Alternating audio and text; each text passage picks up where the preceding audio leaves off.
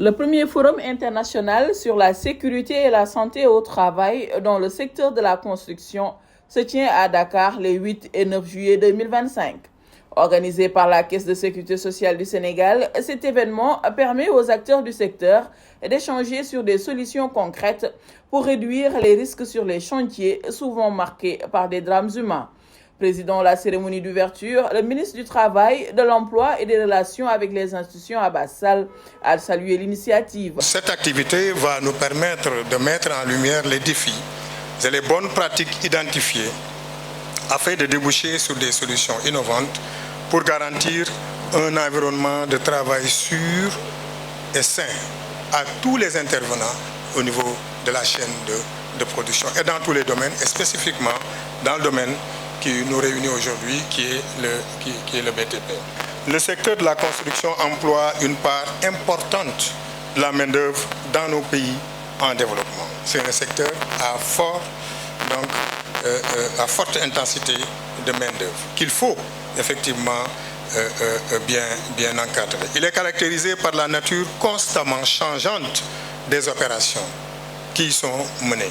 Nous parlons ici d'adaptation. Il faut que les gens soient dans une dynamique de veille technologique, de veille permanente pour prendre en charge ces questions de santé et de sécurité. Nous ne devons pas être à la traîne au moment où les pays sont à des niveaux d'avancement extraordinaires, que nous soyons toujours à un niveau rudimentaire de la gestion de ces questions-là. Le secteur de la construction compte de nombreuses entreprises évoluant dans l'informel, une situation qui, selon le ministre, compromet le respect des normes de sécurité. Au niveau de la chaîne, la sous-traitance, qu'il faut aussi prendre en compte à travers l'accompagnement et la formation, par une forte présence des entreprises informelles.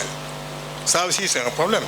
C'est ça qui accentue un peu donc les accidents, et tout cela se fait en violation de la législation sociale. Face à la fréquence des accidents sur les chantiers, l'État est interpellé dans son rôle de régulation et de contrôle.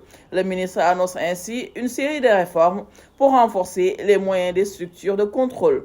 Il y a de nouveaux textes qui sont en voie d'adoption, qui donneront aux inspecteurs du travail des moyens d'intervention beaucoup plus poussés pour que, dans ce secteur-là, que les choses évoluent. L'insuffisance des moyens juridiques d'intervention aussi des inspecteurs, j'en ai parlé tout à l'heure, et contrôleurs du travail et de la sécurité sociale. Donc, ces moyens juridiques seront renforcés dans les nouveaux codes du travail et de la sécurité sociale qui seront bientôt votés à l'Assemblée nationale. Le déficit aussi de personnel des corps de contrôle chargés de veiller à l'application des dispositions légales. Il ressort donc de ce constat que les défis en matière de sécurité et santé au travail dans ce secteur sont particulièrement prononcés. Malgré les efforts maintenant de préservation de la sécurité et de la santé physique et mentale des travailleurs. La mise en place de normes et de mesures efficaces de prévention des risques professionnels reste insuffisante. C'est là où le diagnostic, pour moi, doit s'appesantir, c'est sur la prévention. Par ailleurs, le renforcement du cadre juridique et des mécanismes d'inspection dans le secteur du BTP peut concourir à garantir la sécurité des travailleurs, la qualité des ouvrages et le respect des normes, en combinant une réglementation adaptée, des inspections efficaces et une sensibilisation accrue aux enjeux de la prévention. Cette première édition du forum est rythmée par des panels d'échange réunissant les différents acteurs du secteur. Une opportunité de formuler des recommandations concrètes pour garantir davantage de sécurité dans les constructions.